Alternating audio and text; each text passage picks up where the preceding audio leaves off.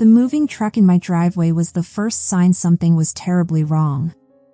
I froze, keys still dangling from my fingers. This wasn't just any truck, this was a full-sized professional moving van with Monty's Moving Service painted on its side. A truck I never hired. A move I never planned. My stomach dropped as I pushed open my front door and witnessed the unthinkable. There, in my living room, stood my parents, methodically dismantling my life. Mom wrapped my favorite dishes in newspaper while Dad emptied my bookshelves, carelessly stuffing volumes into boxes. What the hell is going on here? My voice shattered the methodical quiet. They jumped like thieves caught in the act, which, in truth, they were. "Oh, Sophia," Mom said, attempting casual innocence. "We thought you were at work."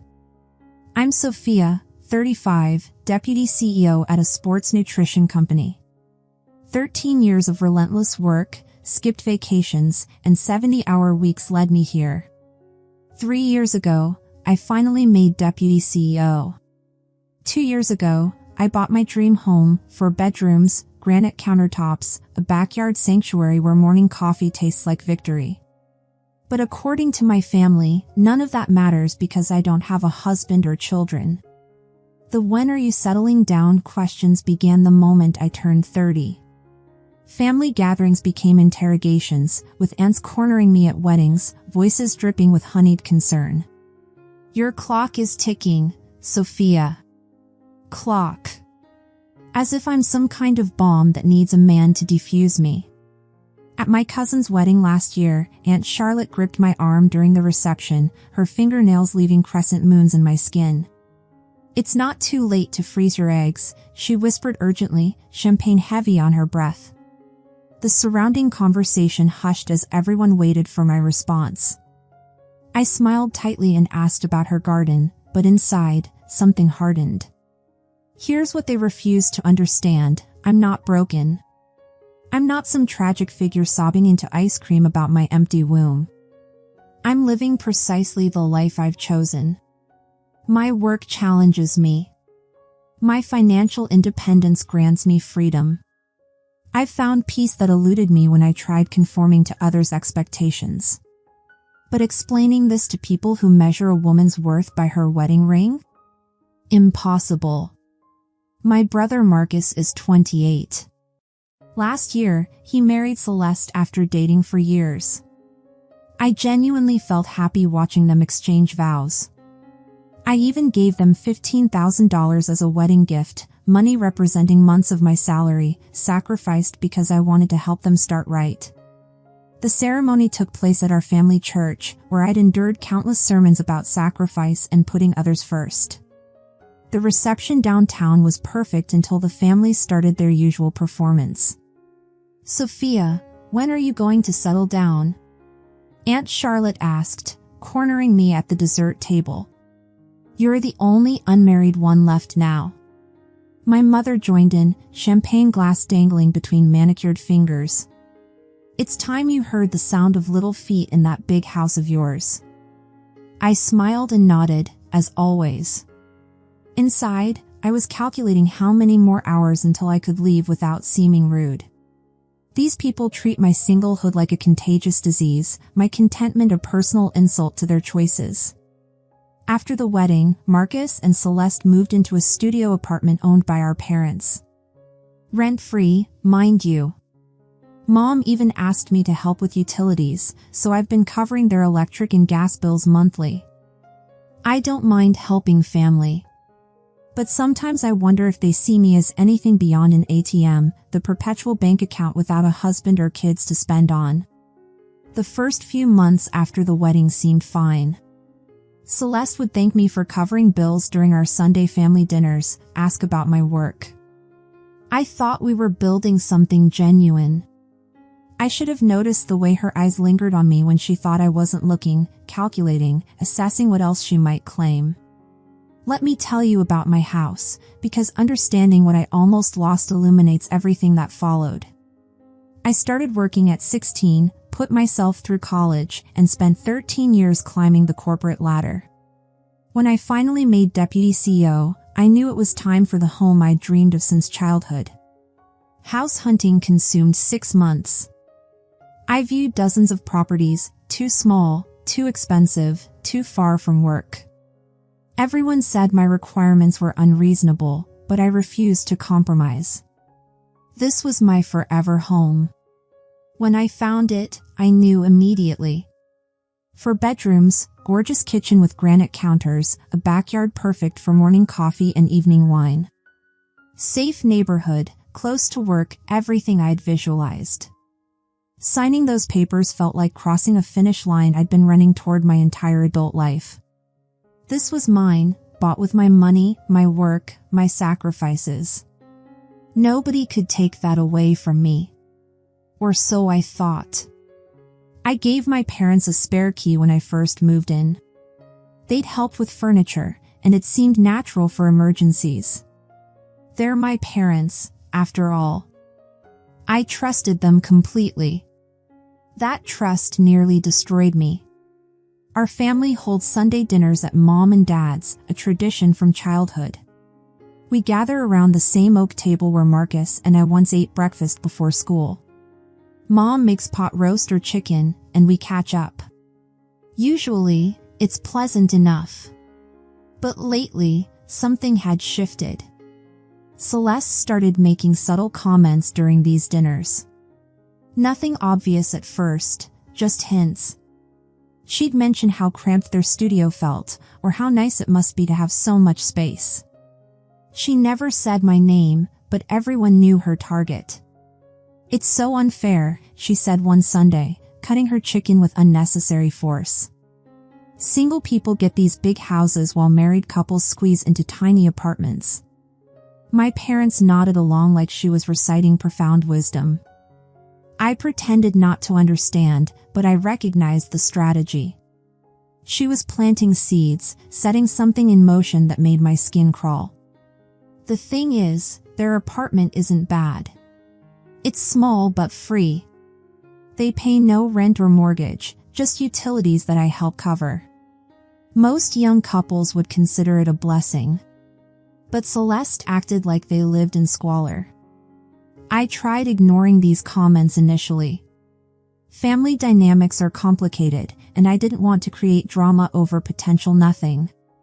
But the hints kept coming, growing less subtle each week. Celeste would sigh dramatically describing their apartment. She'd make pointed comments about activities I must enjoy in my spacious home. Marcus joined in too, mentioning future children needing room to grow. He'd look directly at me when saying it, like I was supposed to offer something. But I worked hard for my house. I earned every square foot. And I refused to feel guilty for having nice things because others made different choices. The worst part was my parents' reactions. They nodded and agreed with everything Celeste said, acting like I was selfish simply by existing in my own home. They seemed to forget I'm the one helping them financially. I pay Marcus's utilities. I contributed to their wedding. I've loaned my parents money repeatedly. Yet somehow I'm selfish because I won't apologize for the house I spent 13 years earning. The logic defies reason, but nobody seemed concerned with logic anymore. 3 months after these hints began, Sunday dinner felt different. Everyone exchanged meaningful glances, my parents, Marcus, Celeste, like they shared some grand secret. Celeste couldn't stop smiling, not her usual polite smile, but a triumphant grin barely contained. Marcus kept touching her stomach protectively. I'm not naive. I recognized the signs immediately. Celeste's pregnant, I thought, watching them exchange glances. They're announcing it tonight. I felt genuinely happy for them. Marcus has always been good with children, and Celeste seemed like she'd make a decent mother. A baby might even redirect attention from my singlehood. We sat down for dinner as usual. Mom had prepared her famous pot roast, its rich aroma filling the house. But instead of eating, Marcus cleared his throat and asked for everyone's attention. Celeste and I have some news, he said, taking her hand. We're going to have a baby. My parents erupted in joyful tears, though they obviously already knew. Mom embraced Celeste while Dad shook Marcus's hand like he'd accomplished something extraordinary. Congratulations, I said sincerely. That's wonderful news. But Mom couldn't resist undermining the moment. Well, at least one of my children is giving me grandchildren, she said, staring pointedly at me. I was beginning to think I'd never get any. I bit my tongue. This was their moment, not the time for confrontation about my life choices. I smiled and congratulated them again. That's when Celeste turned to me, her smile deceptively sweet. Actually, Sophia, we've been discussing something important with your parents. It's about our living situation. I stopped mid-chew. What do you mean? We all agree that our family's housing situation isn't distributed fairly. Marcus and my parents nodded in unison, like puppets on the same string. Celeste continued, her voice growing more confident. You live alone in that big house with all those empty rooms. Meanwhile, we're cramped in a tiny studio, and soon we'll have a baby who needs space. Okay, I said slowly, dread building in my chest. What does that have to do with me? Mom jumped in, her voice sharp with authority. Sophia, you need to act like a real sister. You need to prove your love for your brother and future nephew. How exactly? I asked, though the sick feeling in my stomach told me I already knew. You should give your house to Marcus and Celeste, Mom declared like announcing the weather. They need the space more than you do. I stared at her, searching for any sign this was a terrible joke. Are you serious right now? Completely serious, Dad added. You'd move into the studio apartment. We're even willing to make it official. You sign your house over to Marcus, and we'll sign the studio over to you. I looked around the table at their expectant faces. They weren't joking. They genuinely believed this was reasonable. No, I said, standing abruptly. Absolutely not. I'm not giving up my house. Sophia, Mom hissed, don't be so selfish. Selfish? Disbelief made my voice shake. I worked 13 years for that house. I saved every penny. I earned it. You're just an old maid who'll never get married or have kids anyway, Dad said dismissively. What do you need a house like that for? His words struck like physical blows. My own father, calling me an old maid. Marcus piled on too. You're being greedy, Sophia. Family is supposed to help family. Greedy? I laughed without humor. I gave you $15,000 for your wedding. I pay your utilities every month. How exactly am I greedy? That's different, Marcus insisted. No, it's not, I shot back. I'm tired of being treated like I'm less important than Marcus just because I'm not married. That's not true, Mom protested weakly. Really? Then here's a solution, I said, grabbing my purse. Sell your studio apartment. Use that money as a down payment and buy Marcus and Celeste a house. Problem solved. My parents exchanged uncomfortable glances. We can't afford a second mortgage, Dad muttered. Then live within your means, I said, heading for the door. Don't try to steal my house because you won't spend your own money. I was almost outside when they started shouting. Sophia, you're being ridiculous. Mom yelled. Selfish. Dad added. Greedy. Marcus called out. I turned back one final time. I'm done with this conversation. I'm not giving up my house, and that's final. I left them sitting there and drove home, hands trembling against the steering wheel. When I walked into my house, I looked around at everything I'd sacrificed for. The comfortable couch I'd saved months to afford. The kitchen table where I eat breakfast every morning. The bedroom with large windows that welcome perfect morning light. This was my home. I'd earned every inch. And I'd be damned if I handed it over to people who thought I didn't deserve it. They could call me selfish, greedy, or old maid. But this house was mine, and it would remain mine. The next morning, my phone started ringing at 7 a.m. Mom. I didn't answer. Then Dad called, then Marcus, then Celeste. I ignored them all and prepared for work as though nothing had happened. By lunchtime, I had 12 missed calls and 20 text messages. I finally read them while eating in the break room. Sophia, we need to talk. You're being unreasonable. From Mom. Your brother needs your help. Family comes first. From Dad. Celeste cried all night because of what you said. You're hurting a pregnant woman. From Marcus. I thought you loved me like a sister. I guess I was wrong. From Celeste herself. I deleted every message without responding. They wanted to drown me in guilt, but I refused to play their game anymore. The calls continued for 3 days. Every ring brought another attempt to wear me down. Their voicemails grew increasingly dramatic. Sophia, this is your mother. You're destroying this family with your selfishness. Sophia, it's Dad. I'm disappointed in you. This isn't how we raised you. Sophia, it's Marcus. Celeste's health is suffering because of the stress you're causing. If something happens to the baby, it's on you. That last one ignited genuine anger. Now they were blaming me for potential pregnancy complications, as if my refusal to surrender my home could somehow cause a miscarriage. It was manipulative and repulsive. I showed the messages to my colleague Allison. She's known me for 8 years and understands my family dynamics.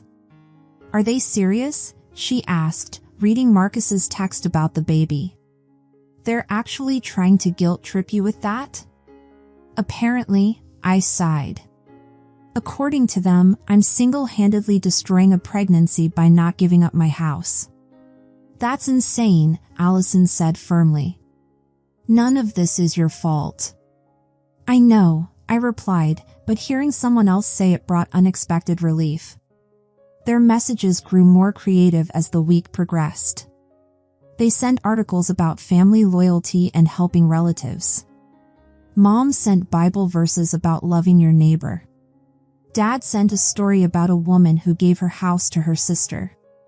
This could be you, he wrote beneath the article. You could be the hero of this story. I laughed aloud reading that. Hero. They wanted me to be heroic by surrendering everything I'd worked for. That wasn't heroism, that was foolishness. Celeste's messages were particularly manipulative. She sent ultrasound photos captioned, "Your nephew needs a room. Don't you want him to have a good life?" She even sent pictures of their cramped studio with the caption, "Is this really where you want your family to live?" I wanted to remind her she lived there rent-free, but engaging would only encourage them. By week's end, the messages finally slowed. I thought perhaps they'd accepted my decision. I should have known better. That Friday, I went to work as usual but developed a fever and headache around noon. I felt like I'd been hit by a truck. I told my boss I needed to leave early. Around 2 in the afternoon, I pulled into my driveway and immediately noticed something wrong. A large moving truck labeled Monty's Moving Service was parked outside my house. My parents' car sat behind it. My heart raced. What were they doing? I used my key to enter my own home and confronted the unbelievable. My parents were inside, packing my belongings. Mom wrapped dishes in newspaper while Dad emptied bookshelves into boxes. "What the hell is going on here?" I shouted. They jumped, guilt flashing across their faces before quickly disappearing. "Oh, Sophia," Mom said casually. "We thought you were at work." "I asked you a question," I said, struggling to keep my voice steady. "What are you doing in my house?" "We're helping you move," Mom explained as if discussing the weather. "Marcus and Celeste are moving in here, and you're moving to their studio apartment." "I told you I wasn't doing that," I said, voice rising. "I told you repeatedly." "We all decided you don't need this much space," Dad said, not even looking up from packing books. "It's not fair for you to have all this room when they're having a baby." "I don't care what you decided," I said. "This is my house." They continued packing as if I weren't there. Mom folded a sweater and placed it in a box. Dad wrapped a picture frame and added it to his pile. "Stop," I demanded. "Stop packing my things right now." "Sophia, don't make this harder than necessary," Mom sighed. That's when something inside me snapped. I went upstairs to my bedroom and called the police. "I need to report a break-in," I told the dispatcher.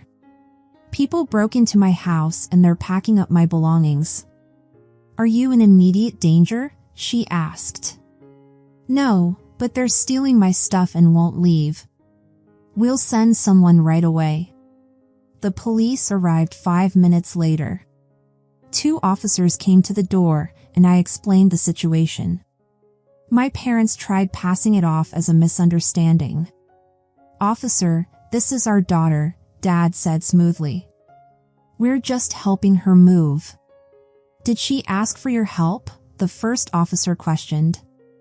"Well, no, but..." "Ma'am," the officer turned to me, "did you give them permission to be here?" "Absolutely not," I stated firmly. I told them repeatedly that I'm not moving anywhere. The officers exchanged glances, then addressed my parents. "Sir, ma'am, you need to come with us." "This is ridiculous," Mom shouted. "She's our daughter." "That doesn't give you the right to enter her home without permission," the second officer explained. Mom started screaming, and Dad actually swung at one of the officers. They arrested my parents right there in my living room. I watched them being led away while the moving crew stood around confused. "What about our stuff?" one mover asked. "Put everything back where you found it," I instructed. "And send the bill to whoever hired you." After everyone left, I sat in my kitchen trying to process what had happened.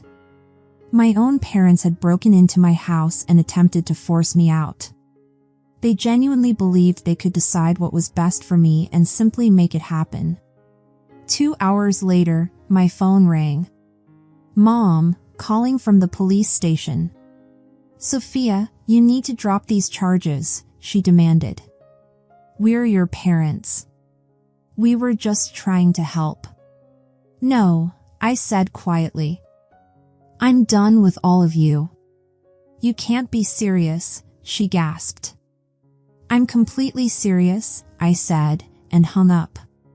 The next morning, I went to the police station and refused to drop the charges.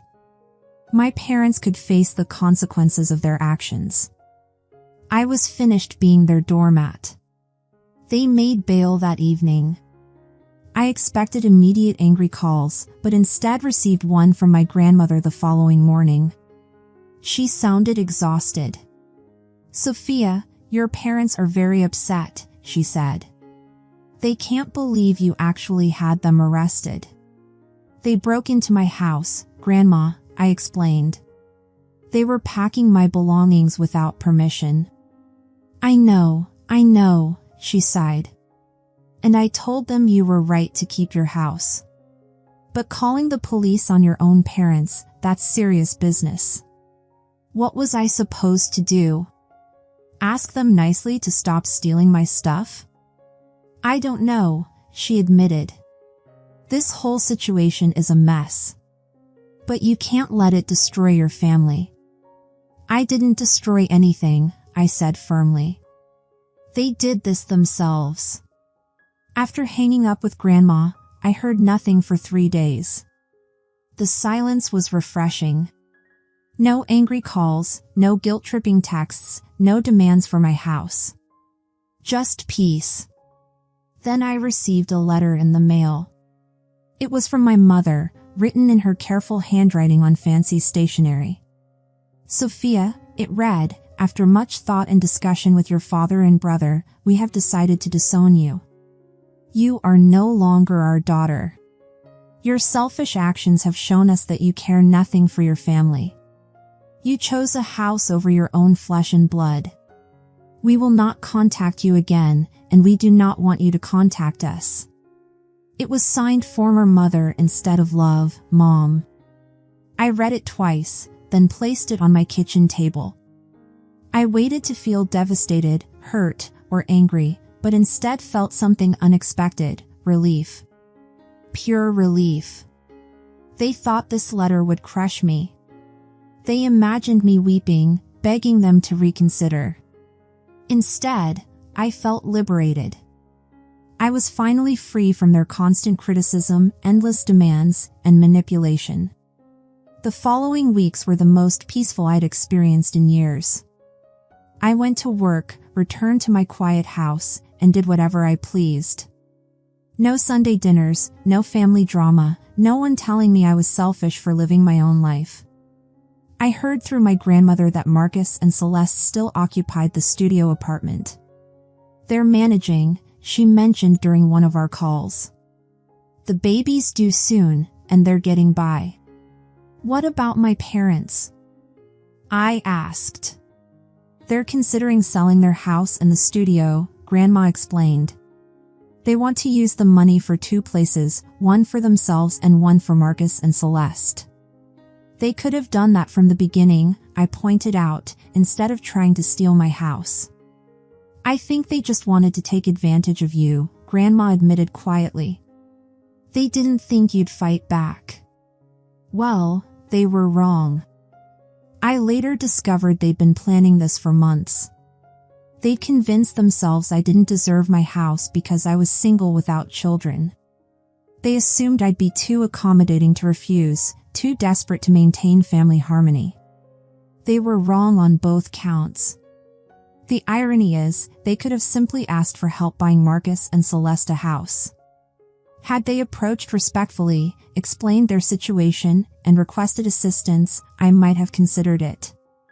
I've always been generous with family. But they didn't want to ask for help. They wanted to take what they believed I didn't deserve. They wanted to punish me for being successful and independent. 6 months later, I heard they'd followed through with their plan. They sold both properties and purchased 2 smaller places. Marcus and Celeste got a 2-bedroom apartment, and my parents bought a condo. Everyone seemed satisfied with their new arrangements. I was happy too. I still lived in my beautiful house, the one I'd worked so hard for. I still had my career and independence, without dealing with people who thought they were entitled to everything I'd earned. Sometimes I miss having family. I miss the idea of Sunday dinners and holiday gatherings. But I don't miss the constant criticism, manipulation, or feeling that nothing I did was ever enough. My life is quieter now, but it's mine. I make my own decisions, spend my own money, and live in my own house. Nobody tells me I'm selfish for succeeding. Nobody demands I surrender hard-earned possessions to those who haven't worked for them. I've learned something vital through this ordeal. Sometimes the people claiming to love you are actually holding you back. Sometimes removing toxic influences is the kindest act of self-preservation. My family thought they were teaching me a lesson by disowning me. They expected me to come crawling back, begging forgiveness and offering my house. Instead, they taught me I'm stronger than I realized. They showed me I don't need their approval to be happy. They proved that choosing myself isn't selfish, it's necessary. And that lesson is worth more than any house. Thanks for listening, and if you liked this story, share it with others who might be standing at the crossroads between family expectations and personal boundaries. Don't forget to comment and subscribe for more stories about reclaiming your power when others try to take what's rightfully yours. Sometimes the bravest thing we can do is say no to the people we love most.